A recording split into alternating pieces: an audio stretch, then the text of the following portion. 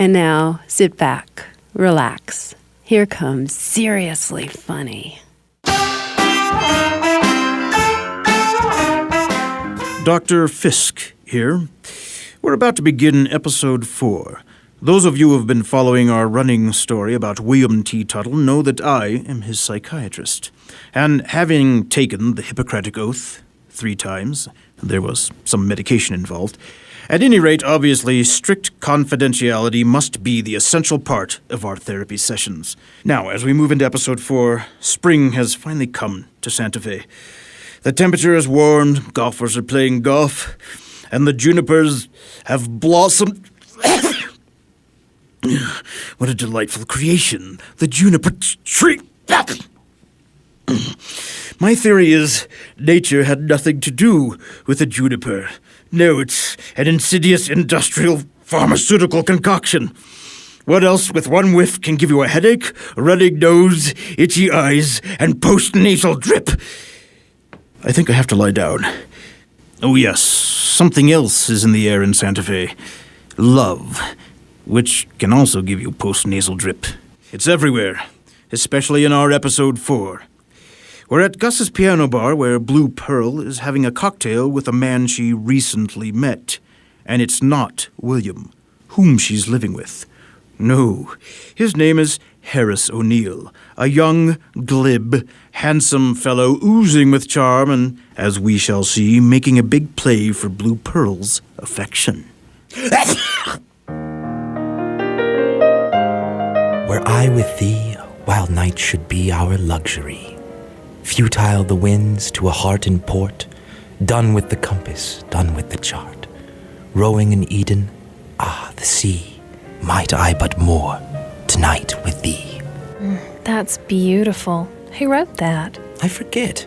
It was either Emily Dickinson or me, but if Emily wants the credit, so be it. You do have a gift per gap, Mr. Harris O'Neill. I'm glad you mentioned that. What? Gifts. This is for you. For me? Open the box. Oh my, that is one lovely bracelet. It belonged to my aunt, the Grand Duchess Francine of Aragon, who, on her deathbed, said to me, if you ever meet a dazzling creature named Blue Pearl, I want her to have this. It says Zales on the box. Right. Her maiden name was the Grand Duchess Francine of Zales, I but... can't accept this. Why not? Well, for starters, I have a boyfriend, and we just met. And with that look in your eye, you, sir, are going to expect certain favors. Just a little kiss as I slip this on your wrist. You are one crazy... Blue Pearl! William, I thought you were working at the art gallery tonight. Yes, I'm sure you did. William, I've heard so much about you. I'm her cousin up from Memphis. No, you're not. No, I'm not. Up from Galveston. William, this is Harris. And that little kiss you saw was because he gave me this bracelet from his dying aunt, which I was about to give back to him. Oh, why give it back? You like it, and you certainly seem to like him. She does. No, I'm sure we can all be civilized about this. Oh, civilized. What a good thought. And here I was about to take this beer bottle. Guys, please, this has very little to do with the two of you. It's me that's stirring up the pot here. Meaning? Meaning, this is how I am, Mr. William T. Tuttle. And you better hear this too, Mr. Harris O'Neill, before you get yourself all in a tizzy. Oh, my heart is beating wildly, and it's all because you're here. When I'm not near the man I love the man I'm near. Every guy that flutters by me is a flame that must be fanned. When I can't fondle the hand I'm fond of, I fondle the hand at hand. My heart's in a pickle, it's constantly fickle and not too particle, I fear. When I'm not near the man I love the man I'm near. Well, one can see in the romance department, William T. Tuttle is not exactly on the road to Mandalay where the flying fishes play. Career-wise, things are looking up a bit. After his census job ran out, you may recall he was taken on as an assistant at an art gallery on Canyon Road. We've talked about Picasso, Rembrandt, Chagall, Kandinsky. Now let's talk about Vincent van Gogh, shall we? Excuse me, Miss Beeson, but I saw an old Kirk Douglas movie recently, and he played Vincent van Gogh, not Vincent van Gogh. In Hollywood, he was Vincent van Gogh. In 19th century Netherlands, he was Van Gogh, which is the correct pronunciation. But I like your spirit challenging me. Just don't do it again. Right. No, believe me, I appreciate all that you've taught me about art. Now tomorrow's the big event. We may both have to stay late tonight. Oh, it's going to be something. The gallery's 5th anniversary party. What should I wear? It's Santa Fe. You just throw something on that you've been thinking about for hours. I must say, William, in the 5 weeks since you've been here, I've become very fond of you. And if you stay alert and focus, my intention is to teach you more than just art, but life itself. Now, do you know about cougars? I don't watch Animal Planet that often. Not that kind of cougar. These are somewhat older women who are attracted to younger men. Oh. I hate that term cougar. It's vulgar. I prefer bohemian. In the bohemian lifestyle, there are no lines of division. Two souls connect irregardless of age, gender, race, height, weight, or whether one has a subscription to the New York Review of Books or not. Take my hand. Your hand? Yes. Hold it in yours. All right. What do you feel? I'm not sure. Is my hand cold? It is. Know why? No. It's because I feel nothing. Nothing? Nothing. And William, I want to feel something. Do you understand me? I'm beginning to think so. Now let's just get a smidgen closer and pretend we're on a desert island. Hello? What? Another one? How many freaking recitals do they have in that school? All right, I'll be right over. My niece. Have to dash. Be back shortly, William. Do try to remember where we left off.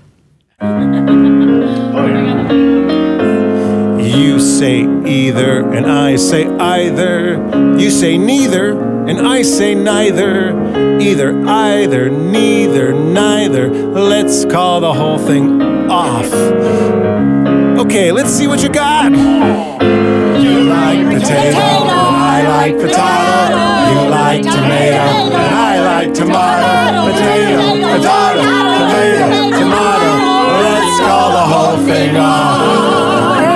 I got another one. You like Cerrillos and I like Cerrillos. You go to Madrid and I go to Madrid. Cerrillos, Cerrillos, Madrid, Paris. Better call the calling off. Off. Let's call the whole thing off. Welcome everybody to the piano room. Great to see you all again. I'm sure George Gershwin will be delighted with the new lyric. It's Ira I'd be worried about. Hello, Gus. Mona, how's it going? How's what going? You know, life in general. Oh, the usual, miserable. But I did write the beginning to a new song. I've chosen you to play it. Gee, I'm kind of in the middle of a set right Oh, why don't you just say your work sucks, Mona? Stop bothering me with your pathetic, pitiful pieces of incoherent dribble. You're very hard on yourself, Mona. Yeah, well, being rejected by the Tea Party will do that for you. All right, bring it over. Let's see it. By the way, I have 2 tickets to the Lensic. Thought you might want to go. What night? Any night. That's the one night I'm busy. I'll bring my music over. I think she likes Mr. Gus. Likes me? She's been hitting on me for months. A total lunatic. Writes the worst songs and won't leave me alone. Oh, Charmaine just came in. Let me go say hello. Rick, a vodka martini, please. 2 olives? 3, let's live dangerously. What did he do, leave town? No. He'll be back in a minute. Just went to say hello to someone. Are you flirting with me? No. Why not? Well, for one thing, I'm married. Then forget it, it's off. What's off? Spending a weekend with you sitting in a hot spring at Ojo Caliente. Okay, where's the song? Here, it's on a napkin. Of course. Let's see. You messed me up in Seattle, and now I'm going to tear you up In Terre Haute. Title's a little long, don't you think? No. Okay, let's give it a shot. I slipped my wrists over you, and you thought I was dead. Catchy. So you took up with somebody new, and because of your miscalculation, I have to shoot the both of you. I think it's my best work. You like it? It's a love song. A little dark, maybe. Well, what do you think love is if not dark? Look at me. I am. No, I mean really look at me. I don't believe in that soulmate crapola. We do have things in common. We do? 1, you're a musician. I'm a songwriter. 2, we both have sexual organs. That's it? That's it. You'll be seeing a lot of me. Well, there was another man I was seeing, but he took out a restraining order. So we'll have lots of time to spend together. A lot of time. I slit my wrists over you.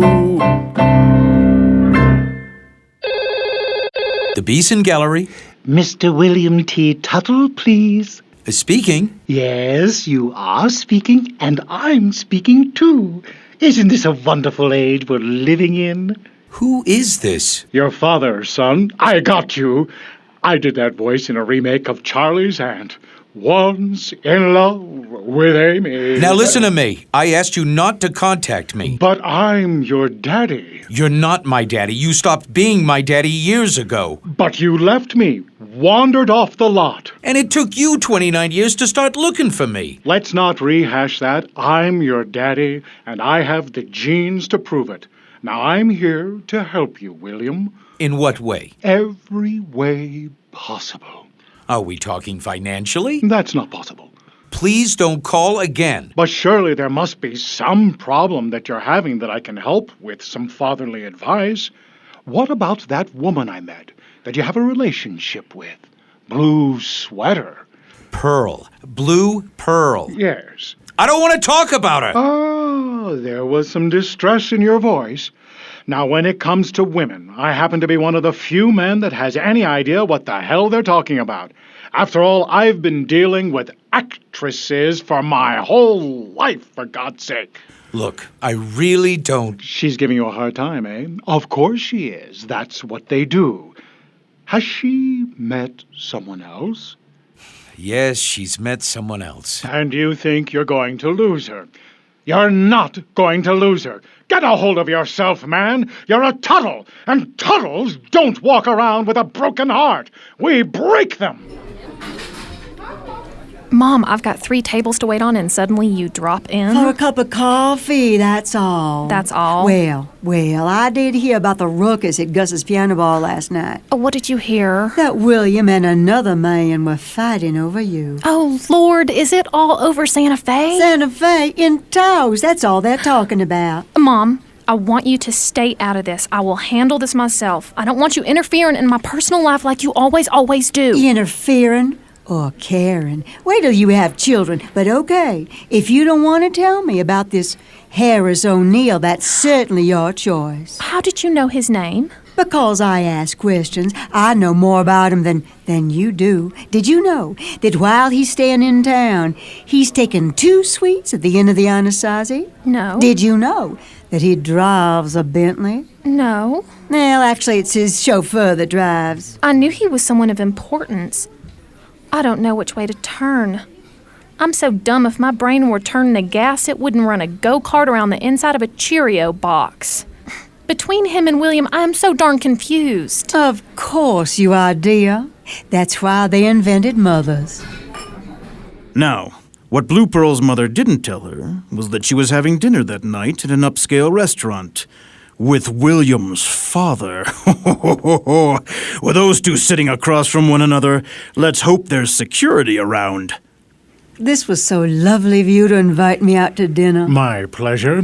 I thought it was appropriate. And who cares who invited who, as long as it's Dutch treat. Oh, right. Well, what do you think about the situation? I think it's absurd, having 10 movies nominated for Best Not Picture. that situation, the one between your son and my daughter. Oh, that one. I've given that a great deal of thought.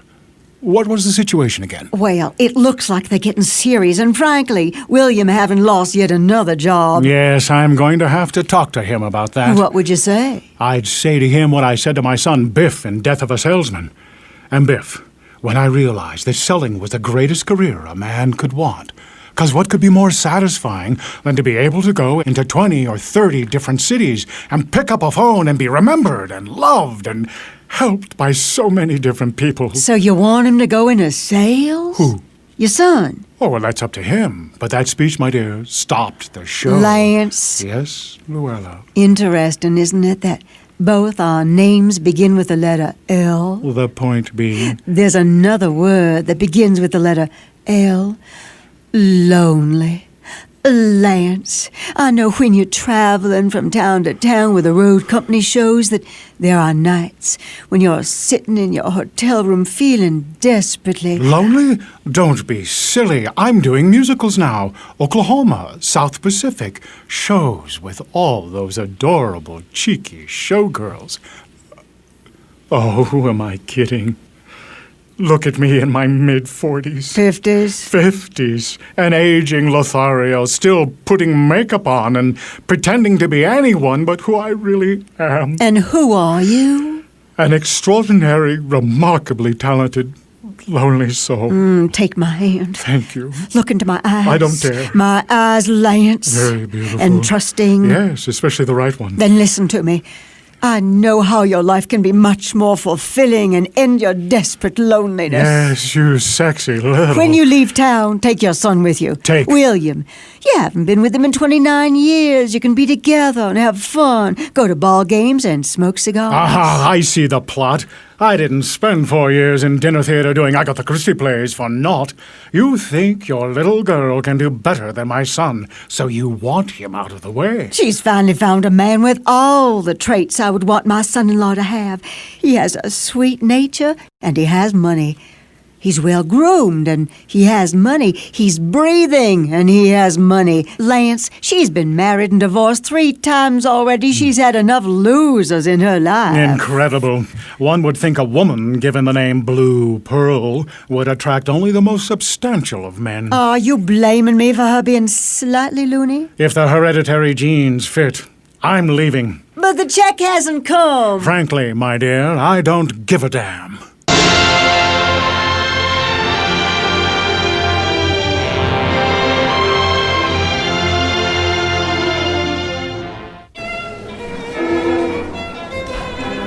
Kitty, the gallery looks fabulous. We try. It's so eclectic. Abstracts on one wall, impressionism on another. It's a feast of riches. And the liver pate ain't bad either. Must be good. You have a little there on your chin. Oh, thank you, darling. That's my cubism look. Oh, and congratulations on that new assistant of yours. He's a cutie and so young. I hadn't noticed. Young man, you with the eager-to-please look. Are you with the gallery? I am. I certainly am. How may I help you? What's the price of this landscaper? Do you like it? What is this, the Antique Roadshow? Of course I like it. That's why I'm asking the price. Well, if you like it, sir, it's priceless. $10,000. Shall I wrap it as a gift, or are you keeping it in the family? Excuse me, William. May I see you for a minute? This is not a used car lot. Stop pushing. You must let them experience the painting and see if it speaks to them. See if it speaks to them. Gotcha. This one reminds me of early Jasper Johns, or maybe the late Rauschenberg. Very late. I'd say he started that about 2 in the morning and finished at 2:10. Sir, do you think a little more light might be needed on this one? You mean this one? The solid black canvas? Yes. Nighttime in Fernando's cave. Well, to me it looks just fine. Fine. It's glorious. Powerful. The underlying currents. The sublime subtext. So it speaks to you? Intimately. Do you know who painted this? Not offhand. I do. You do? Who? Me. Well, not to worry. I'm sure it will sell. It better. Finally got a gallery to display a painting of mine. For years I've been taking every miserable part-time job in town to allow me the time to paint. If no one buys this, I've had it. I'll be selling real estate for the rest of my life. Oh, Kitty, this was delightful. Thank you for inviting us. A wonderful collection, so much to think about. Yes, I'm sure. How many paintings did we sell? Let me add it up. None. What? But they all seem so interested. Especially when it came to the wine and liver pâté. Excuse me, everyone? What are you doing?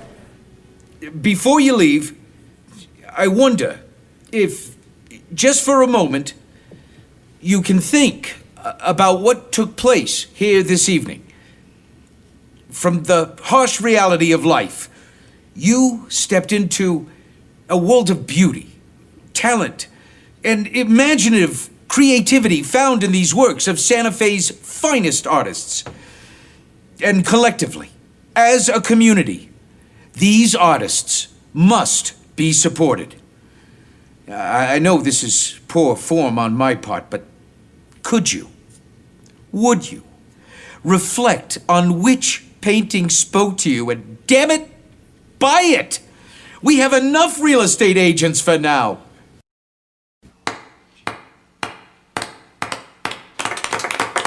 Bravo! Well done!